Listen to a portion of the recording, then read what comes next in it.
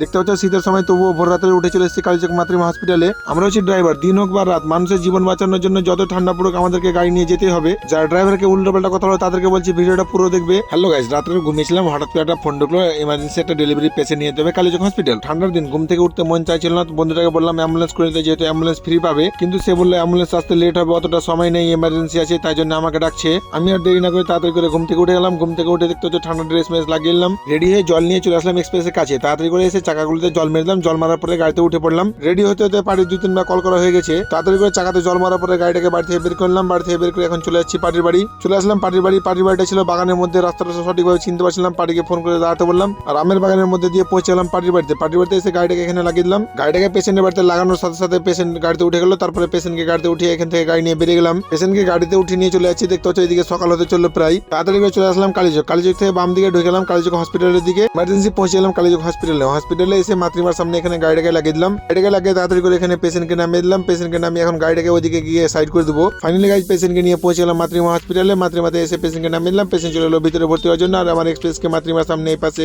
এখানে এনে সাইড করে দিলাম। এখন দেখা যাক কতক্ষণে পেশেন্ট ভর্তি হয়েছে। পেশেন্ট ভর্তি হওয়ার পরে এখান থেকে আমি চলে যাবো বাড়ি। আর কদিন থেকে যা ঠান্ডা পড়েছে, কি হলো, ঠান্ডাতে রাত্রে উঠতে ইচ্ছা করে না মোটেও, তবুও কিছু করার নেই, পেশেন্টের জন্য আমাদেরকে আসতে হচ্ছে। আমরা যদি না আসি তাহলে পেশেন্টের কি হবে একবার ভেবে দেখো তো। যাই হোক, অনেক ঠান্ডা লাগছিল, তাই চলে আসলাম চা খেতে। এখানে দেখতে পাচ্ছ লাল চা নিয়ে নিয়েছি, এখন চাটা খেয়ে নেবো। পেশেন্টের ওদিকে ভর্তির কাজ চলছে। চাটা খেয়ে চলে আসলাম গাড়ির কাছে। পেশেন্টে ভর্তি করা হয়ে গেল। এখন আমি এখান থেকে চলে যাবো বাড়ি। পেশেন্টের সাথে যে কজন এসে তারা কেউ বাড়ি যাবে না, শুধু আশা দিদিও নিয়ে যাবে আমার সাথে। সবকিছু ওদেরকে নামিয়ে দিলাম। তারপরে আমি গাড়িতে উঠে পড়লাম। গাড়িতে উঠে গাড়িটাকে স্টার্ট করে এখান থেকে বেরিয়ে পড়লাম বাড়ির উদ্দেশ্যে। সকাল হয়ে গেছে, কিন্তু রাস্তাতে দেখতে পাচ্ছ প্রচুর শীত পড়ছে। আর শীতে কুয়াশাতে কিছু দেখতে পাওয়া যাচ্ছিল না ঠিকভাবে দিনের বেলাও। তারপরে আমি পৌঁছে গেলাম 17 মাইল। 17 মাইল থেকে মেন রোড ছেড়ে ঢুকে গেলাম গ্রামের রাস্তায়। গ্রামের রাস্তায় ধরে পৌঁছে গেলাম আশা দিদির বাড়ি। ওখানে নামিয়ে দিলাম। তারপরে আমি এখন চলে যাচ্ছি নিজের বাড়ি। তো গাইস, আমার বাড়িতে একটু ইমার্জেন্সি পড়ে গেছে, তাই জন্য আমি তাড়াতাড়ি করে বাড়ি চলে যাচ্ছি। তো আজকের মতো ব্লগটা এখানে শেষ করছি। দেখা হবে নেক্সট কোনো একটা ব্লগ ভিডিওতে। আর ভিডিওটা কেমন না লাগলো অবশ্যই তোমরা কমেন্ট করে জানাতে ভুলবে না। ভিডিওটা ভালো লাগলে লাইক কমেন্ট শেয়ার করতে ভুলবে না। আর অবশ্যই কারিম এক্সপ্রেস ফেসবুক পেজটিকে ফলো করতে ভুলবে না।